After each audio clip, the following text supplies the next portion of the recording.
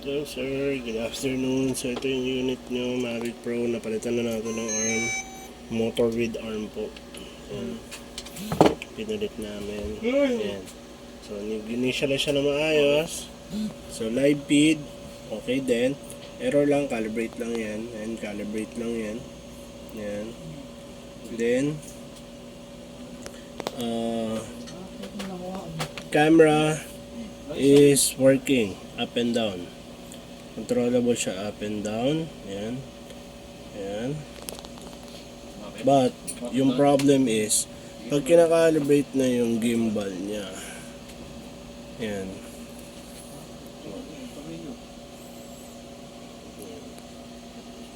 Nagkakalibrate siya. Pero pag na-reach niya yung 68%, doon siya humihinto.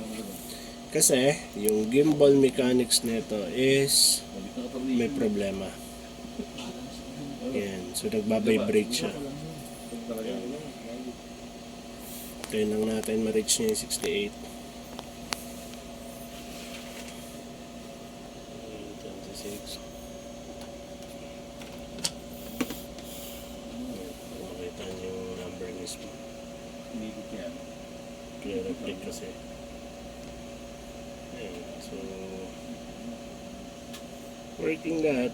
Problem is, baka kasi pag naka-receive siya ng malakas na hangin, baka mag-vibrate or magloko yung gimbal dahil sa gimbal mechanics niya. Ayan. So, need lang namin talaga totally i-test kung pwede bang ganun yung mangyari or hindi. Pero we cannot guarantee na mag-work siya properly or ang maayos dahil nga sira yung mechanics. Pero pinalitan na namin yung ribbon, nagpalitan kami ng signal cable, pero ang problema, yan na, 63. Yan, pag pumala siya ng 68, yan, calibrate siya. Yan, gumagalaw yung camera. Yan, kung nakikita nyo, gumagalaw yung camera. Yan, 68%. Then, hihinto siya. Yan, pagkahinto niya, yan, nangyari dyan, ganyan lang siya.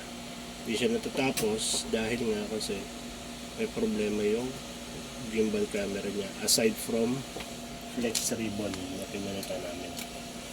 Ayan. Ganyan lang siya. Kahit tulungan mo siyang gumalaw. Ayan. So aangat lang siya pero mag-sway. Sway yan.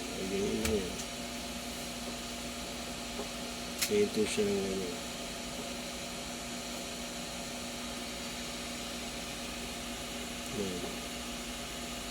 Yan na, nagsasway na siya. Ganyan nagiging ano niya. Yan, puro ganyan lang siya. Pag binibrate, pag kinalibrate niya yung gimbal. Ngayon, ang problema, hindi lang namin sure pag nilipad na. Kung mag-work ba siya ng maayos kahit paano or hindi. Ayan, so, ganyan siya.